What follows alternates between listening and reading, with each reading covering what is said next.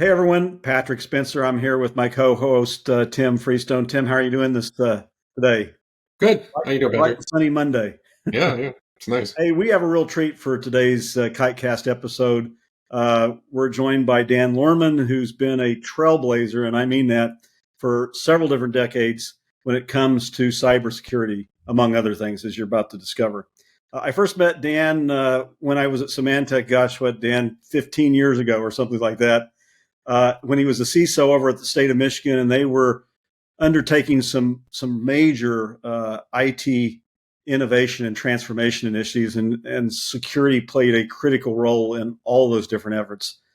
Since then, Dan served as the chief strategist and chief security officer for about 10 years at a company, and then he currently serves as the field CISO for the public sector at Presidio. He's an author. We're going to talk a bit about his book. He's a podcaster. Many of you who listen to podcasts probably heard him on some other podcast programs. I think he had his own podcast program. Maybe he still does. I forgot. And he regularly presents at various events. Hey, Dan, thanks for joining Tim and me today. We appreciate your time. No, thanks for having me, guys. It's great. Tim and Patrick, it's wonderful to be on your show. So thanks for the opportunity. So let's jump right into it. Let's talk about your book as a starting point. It was published a couple of years ago. You're a co-author. What was the genesis behind it, and what can some of our audience members find in the book? Why should they pick it up? Yeah, so the book's title was Cyber Mayday and the Day After, and then there's a long secondary title called A Leader's Guide to Preparing, Managing, and Recovering from Inevitable Business Disruption, which is a mouthful, I know, for a lot, but it's really ransomware stories. And so my co-author, Shamane Tan, is in Sydney, Australia. She actually Woman of the Year in cyber several times, won tons of awards, does TED Talks, and a lot more famous than I am, actually. And I was going to be at an event down there. Actually, what prompted this, I was supposed to go to Australia for a wedding and for a conference. It all got wiped away by COVID twice. Got canceled because of, we all know the travel. Everyone's got their travel stories of things that got canceled because of COVID. But meanwhile, the conference went on. It was a big success, got a lot of global audience, and then we decided to partner on a book together. And what we saw missing, a lot of stories about best practices, do this, checklists, different things about, ransomware. But what we saw missing were true stories, through the eyes of the C-suite. So through the eyes of executives, CFOs, CEOs, and some CIOs and CISOs. But really what happened, kind of the backstory behind it. And so we really talk about, stories before, during, and after a cyber incident. So there's 3 parts to the book. A lot of really exciting stories. I won't tell you a lot of long stories today, but I mean, there's some really good, fun stories about, negotiating with hackers, with criminals actually. But, when you get a ransom and how that all works out, but what happens before, what you can do before and then during and then after cyber incidents, and some best practices around that. And we can certainly talk about some details, but things that people should be doing and thinking about and wish they had known, people who thought they were ready, but wish they had known before, ransomware hit. So let me just ask a couple questions, Patrick, on especially the subtitle, the part from inevitable business disruptions. Yep. And my question is more around, first of all, what's the tenor of CISOs essentially going into a profession where they're all eventually going to have a really, really bad day at some point. Yeah. Could be catastrophic. It's like degrees of bad days. And knowing that even if they've put all of their budget to the most effective use they possibly can to defend against cyber threats, it's still probably going to happen. And, what's the narrative that CISOs have on that day that they can prop up? Look, we did everything we can. Now we're in resilience mode. And here's what we have for resilience mode. And, I heard a quote once, boards of directors care about 3 things: money going in, money going out, and someone to blame. And oftentimes the CISO, even though has done everything they can, is the one to blame. So how do you thread that perspective in your book, or even as you talk to CISOs in your network? Yeah, it's a great question. Really good question. I think from a mindset perspective, I'd start off by saying, guys, I do blog a lot. I've read a lot. And I've read a lot about the intersection. I love football and I love sports, and how cybersecurity is like football. And I throw that out and say, what does that have to do with the book? Well, there's going to be there's days you're going to lose football games. You're not going to win every game. You're not. You can do all the preparation in the world. And but you do scenario-based planning. In this situation, here's how we're going to do it. We're down by 5. Patrick Mahomes with 2 minutes left. What are we going to do? And you practice. You practice different scenarios. You practice with different formations, different situations, and that's really, I think, where you start with. Just most people, men and women, know sports analogies, but I think for CISOs, you really need to practice. You need to have a good plan. You need to be thinking through your strategy. And we talk about tabletop exercises. You talk about, people have incident response plans that people, but then you got to throw curves at people, and you've got to know, we tell stories in the book where, from my experience, going back almost 20 years now, actually it was 20 years ago, for the blackout of 2003 in Michigan. I was the CISO in Michigan when the lights went out. And, one thing we learned right out of the gate, about day one, half the people didn't show up when they were supposed to show up at the coordination center for state police. Yeah. Half the people didn't show up. So for example, knowing that, prepare, you have a tabletop exercise, give you one tip right out of the gate, walk around, tap a third of the people on the shoulder. Over the next 24 hours, by the way, it was down to about a third. But a lot of people were on vacation. They were gone. They, all these different reasons why they didn't come. But are you prepared for that? Are you prepared for the unexpected? You think, it's so easy, for a tabletop exercise, for example, or for scenario-based planning. If everything goes perfect and it's, Tuesday morning and the coffee's hot and the donuts are cold and everybody's happy, it's great. But in real life, that's not the way it works. And so, what are you going to do now when a third of your people don't show up? So practice that way. Tap a third of people on the shoulder, say, go home or watch from the outside. You're not a part of this. Now what's the team going to do? Throw curves at people. Be prepared for the unknown, and know that you can also learn. I'll just say one other thing: inevitable business disruptions. You can learn from your peers. You can learn from what other people have gone through in your industry. What are the best practices? What really happened? And having those conversations in advance. All those things can help you really be ready for when that day does hit. And assuming they have all of these pieces in place, I guess it comes down to the organizational culture is, are we getting together to be resilient and recover, or are we going to blame and try to cover our asses, so to speak, right? So it's CEO down, I'd imagine, in terms of how a company recovers. Yeah, blame is a hard thing because no one's going to talk about that in advance. I think it is a challenge. It does kind of come with the territory in sports and in, data breaches. And, right. I think the reality of it is it is a huge challenge. There's going to be, on the one hand, we want to have accountability and responsibility. But I think to your point and the premise of the question is, everyone wants to know that they have done everything they possibly can to be ready. And I've written a lot about, sometimes, you're going to be outgunned. If the Chinese decide they really want to come after your company and they're going to put, millions and millions of dollars into hacking you, it's going to be hard to win that game. But I think what is more common, and I think what leaders need to be prepared for is, oftentimes, it's not that. It's not you're going up against the Russian army or the Chinese.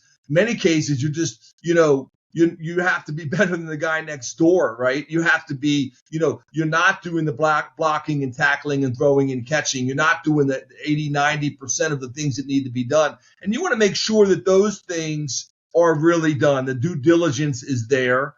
And there are ways you can find that out. You can find that out in risk assessments. You can bring in teams to do pen testing. You can practice against the best and say, I really know we're prepared the best we possibly can be And it's hard. It's hard because a lot of times organizations are ready at one moment in time, and today or tomorrow, but the next day they're not, right? So being ready every single day in an ongoing way with vigilance and perseverance is hard. It's really hard. But yeah, you want to have a checklist and make sure you're doing what you can that would stand up to the scrutiny when and if you do get hacked and they come in afterwards and say, did you really have all these things in place? Okay, now we're going to pay the cyber insurance or whatever it might be. If you don't have that in place, they may not pay the policy, for example. You're a field CISO, and my experience with field CISOs is you're out talking all day long to customers and the industry. What are you hearing right now, and how does that inform what you do from a authorship standpoint? Do you kind of take lots and lots of inputs in the field and kind of understand where the ship is going and then map out a book to that? So it's a two-part question. What are you hearing, and then how does that translate into what you're going to do next? Yeah, so just real quickly, I wear three hats. So I do a lot of thought, speaking, blogging, writing, a lot of thought leadership. I do some deeper dive projects with a couple clients where I'm helping them build their strategies, and that kind of thing. And then, like you said, throughout the whole process, another third of my job is executive briefings, really throughout talking, having great relationships with CISOs. I focus mainly on the public sector, about 80-20 public sector, private sector. But yeah, working with CISOs around the country and really somewhat around the world and what's going on. And so what am I hearing? I'm hearing, right now, I think AI is sucking all the oxygen out of the room. I just published a blog a couple days ago about, the story of 2023 is how GenAI stole the show, and I think that's playing out in a lot of ways. Certainly, we can talk about data breaches. We can talk about nation-state attacks and threats and ransomware. But I think a lot of CISOs and how does it influence my writing? Obviously, I can't give away any confidential information, but if I'm seeing trends across multiple organizations, and I am, like right now, everyone's struggling with governance around GenAI. I think a big theme at the moment in December of 23 is how are we as an organization, the CISO security offices, certainly in government, are getting inundated with requests. I think Gen AI is real, and AI overall is really changing the game. But that also is, if you're a CISO of a large state and you've got 20, 30, 40 agencies who all are sending in their Gen AI projects on how they're going to redo, fill in the blank, transportation systems, tax systems, police systems, and they all want to use new tools. And then they want you to tell them that these tools are safe, that they're secure. It can be overwhelming. Meanwhile, you've got all these free tools out there. So I call it the shadow IT or shadow AI problem, which we've known for 7-8 years. We've talked about CASB, back in 2015, 2016, 2017. But now it's happening with shadow IT. So with shadow AI and artificial intelligence, all these new free tools, quote unquote, Gen AI tools, everything from Bard and ChatGPT to hundreds of others. And people want to use them. Now, Google just came out with Gemini. These free tools, but, what data is going into them, ownership, intellectual property, all of the governance issues around data and control and code it's just really, I think it's going to be a great thing. I'm a Gen AI positive person, but in the meantime, right now, it's really hard for security shops because I think they're getting inundated, not just with attacks from Gen AI bad guys, but even their own internal systems and their own internal needs are just, their systems and processes and procedures and policies about governing Gen AI is a huge challenge right now. I think that's top of the list right now for people. Interesting. The Gen AI stuff is absolutely something we want to talk about. Before we jump into that side of the pool, I thought I'd close out the earlier discussion. I had one follow-up question. Yeah. We had Charles Carmichael from Mandiant or Google Cloud, Google Security, whatever they're called nowadays, on a webinar earlier this year. talking about Nice. the supply chain attacks and specifically MFT and the antiquated tools. And we looked at the latest one on MoveIt, and he noted that, the attack method, they actually Klopp, the criminal gang in Russia, which you're familiar with, was overwhelmed by the amount of response or success that they had, to the point where no longer were they notifying those who had been hacked that they had been hacked and they were demanding a ransom from them. They're actually wanting companies to go to their website to determine if they actually had been breached. I assume that changes the processes that, all the evolution that's taking place in terms of, the introduction of AI that will make these attacks faster and more malicious and more complex and so forth. But just, in the case of the MoveIt hack or some of the others that are similar in nature, it changes the dynamics in terms of how you write that incident response plan and practice ahead of time, I assume. And maybe that's version 2 of the book that you'll be publishing next. Yeah. No, it is. I mean, I think everything is going to change. I mean, yeah, we're reinventing, and it's funny because I see a trend right now. I would just say a couple things on this. One, GenAI, AI is going to totally radically transform the industry over the next 5 years. I mean, it's completely changing. And yet at the same time, let me flip and say history is also repeating itself. And so there's other things that are happening. Like, for example, I just mentioned CASB and Shadow IT.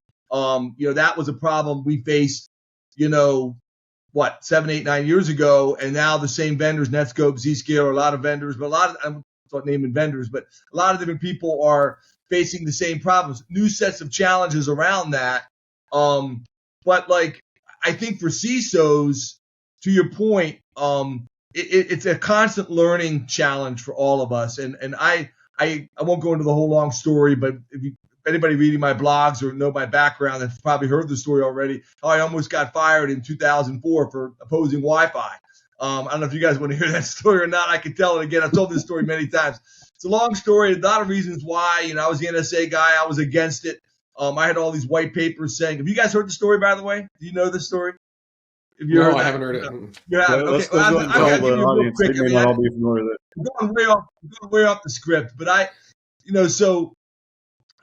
from NSA. All these white papers, from FBI, NSA, CIA, DIA said Wi-Fi was a bad idea. People were doing war driving. They were going around. They were hacking in the systems. You could, literally the headlines in Michigan, people were getting into Home Depot and Lowe's cash registers from the parking lot because the Wi-Fi wasn't secure. All these stories, war driving.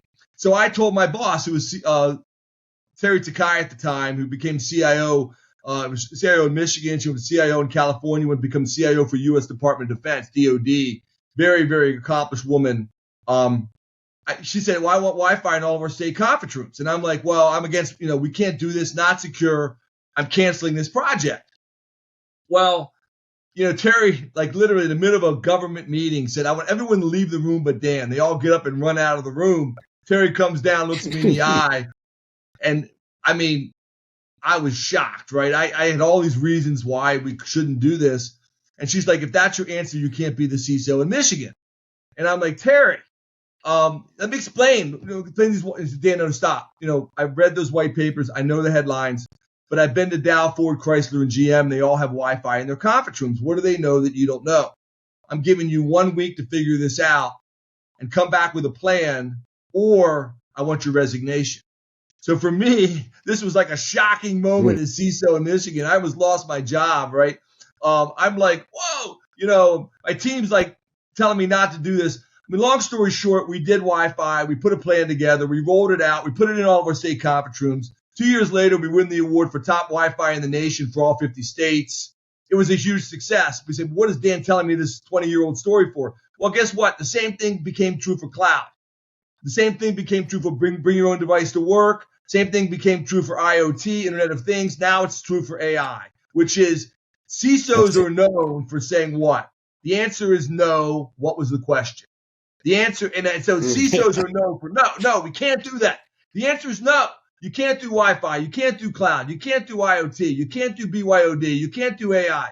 Why? Because it's not secure. It's all these problems. And so the challenge is, how do CISOs get to yes, on time, on budget, with the right level of security? That's our challenge. And so we got to look at our peers. We got to see how other people are doing it. Same thing with supply chain, to answer your question, Patrick. This is the challenge of our day. So at one level, everything is changing around us. At another level, this is just another rendition of the same. CISOs can't just be doctor no. They've got to get to yes. But how can they do that in a secure way? And I think with yes, the supply chain, the attacks, the challenges are going to get faster and faster and faster. And we just have to, be able to adjust to that and continue to learn and grow. And that, in a sense, like I said, history is repeating itself. And at the same time, it's all new and it's all different. So with generative AI, that's the one that has blossomed in the last year, and everybody's talking about, right? Absolutely. With that, there's the in the wild AI, generative AI, which you talked about, like ChatGPT and things like that. But a lot of companies, at least I haven't seen it yet, other than here at Kiteworks, where we're driving an initiative. Companies are spinning up their own internal enterprise AI systems that is trained and fine-tuned on their data, a lot of it private, a lot of it personal, a lot of it confidential.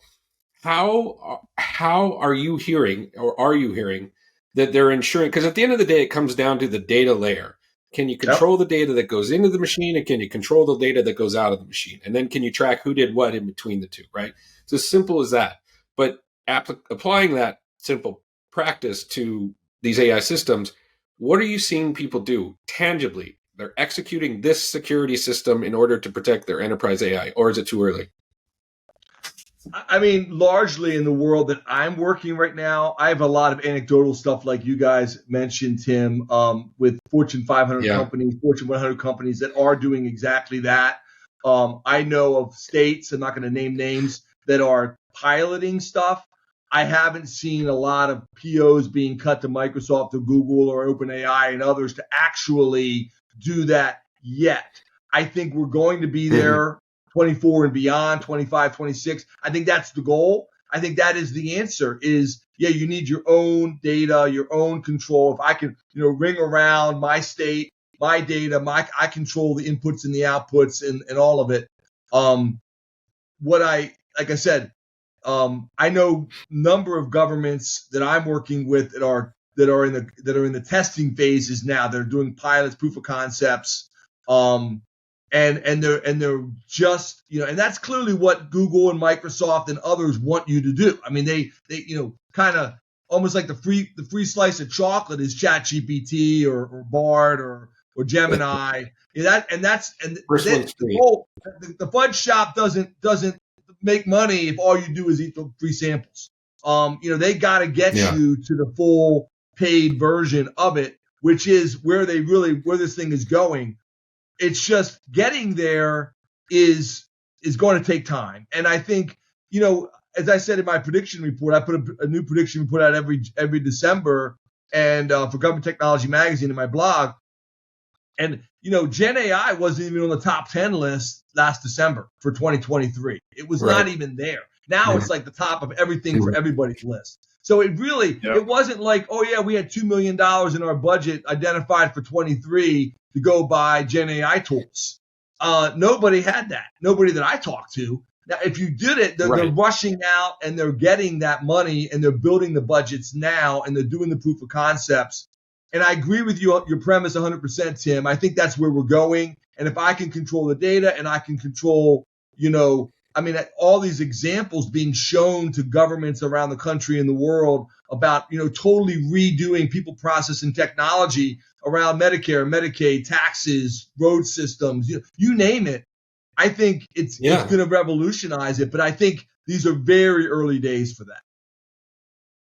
Do we really understand the risk? Tim and I had a conversation with CISO a few months ago, I believe it was, who put GenAI risk down near the bottom of his list of priorities. Should that be the case? Or is there just a lack of understanding as to, the risks that actually exist when it comes to GenAI and, employees ingesting IP, personal data, PHI, manufacturing schedules. I mean, the list is almost endless, right? When it comes to confidential information. I would put GenAI at the top of the security risk list right now. I mean, a lot of people. I did a poll with Gartner's. I don't know what they call it. Their ambassador program. We put a poll out, and the number one thing was still fear of cyber threats from ransomware and from 0 days and malware. But number 2 was GenAI out of like 7 items for next year. So I mean, clearly, the 0 day that hits you that brings you ransomware to your enterprise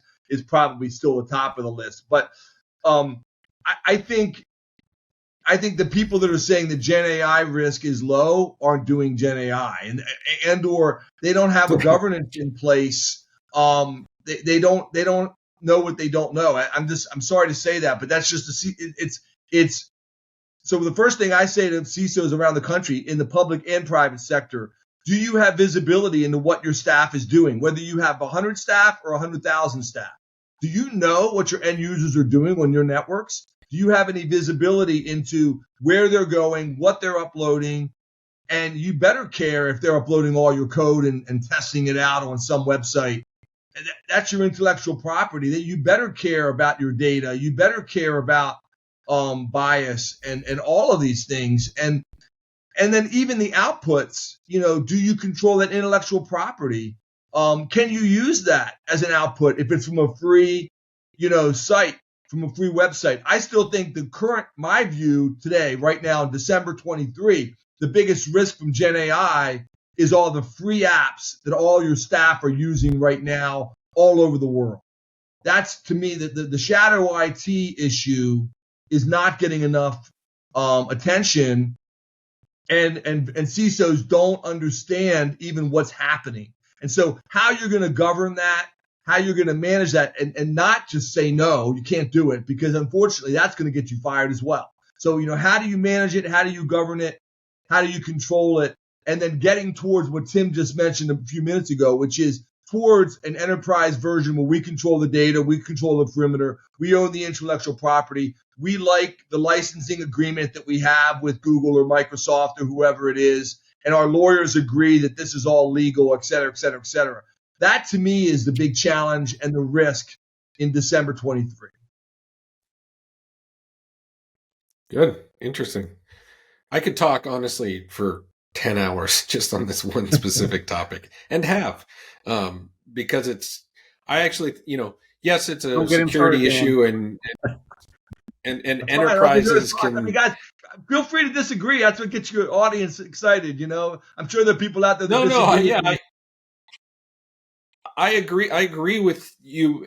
I'm just concerned that the government generally is a little bit behind, not by any lack of capability, just lack or because of bureaucracy, and the mainstream. But even the mainstream, I'm looking at thinking, you don't really understand how truly transformative Gen AI is. If it isn't your number one priority as a business, ergo your number one priority is from a cybersecurity standpoint, you just don't get it. To your point earlier about the other CISO we were talking to. And so, I don't even think it's early adopters. Like, you're starting now, you're a late adopter in terms of consuming totally what can happen. 100%. So it's got to be what 2024 is about from an enterprise security standpoint, or 2025 is going to be so painful for everybody who doesn't prioritize it. I agree, Tim. That's all. I think, but I think a lot of the questions that people are asking about closed systems and what about this and what about that is like, I would just say, if you cut a PO for multiple millions of dollars, I mean, I'm dealing with large enterprises now. I'm not talking about. I don't know any small enterprises or small, local governments with 30 employees that have the money to go buy their own, LLM or whatever. I mean, it's just good luck with that. I mean, not currently. Themselves. And I do think there are models that the big tech companies are coming up with, whether that OpenAI and others, whereby you can have like a government LLM, or I think those things are coming. I think there's new models coming, but I don't think we're there right now.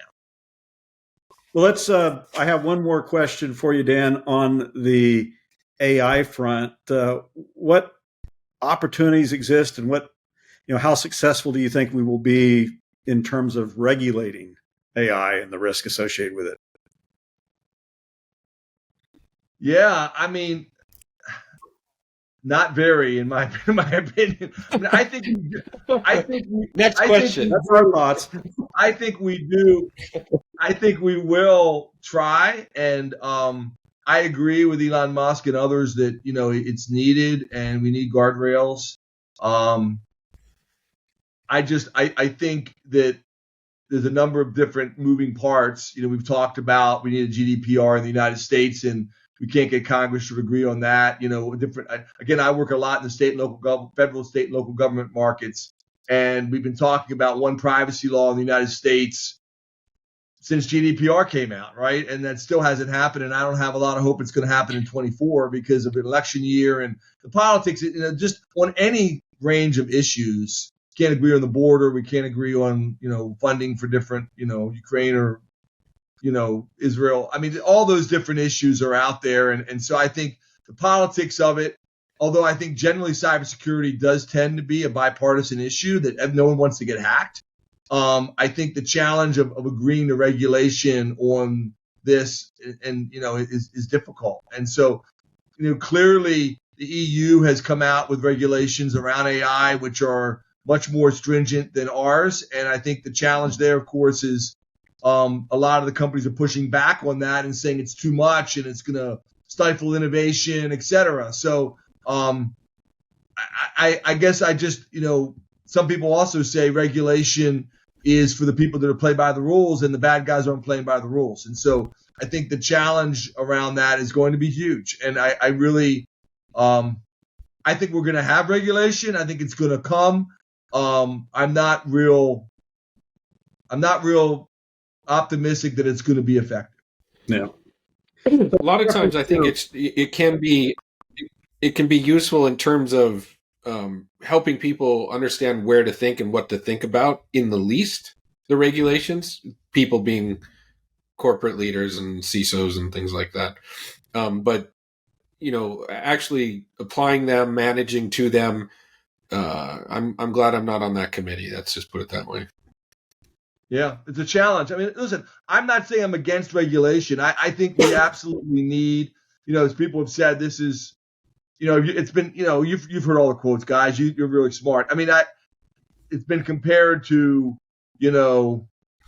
nuclear bomb. It's being compared to, regulations we have on roads and cars and automobiles and planes and trains and certainly that those are all fair, and so do I think we're going to have regulation around it? Absolutely. I do think that the bad actors are going to really push the issue. They'll find their way around it like they always do, right? We have a couple minutes left here. Dan, you referenced your predictions report. I think it would be helpful for the audience to hear about a few of your predictions beyond AI that are contained within that report.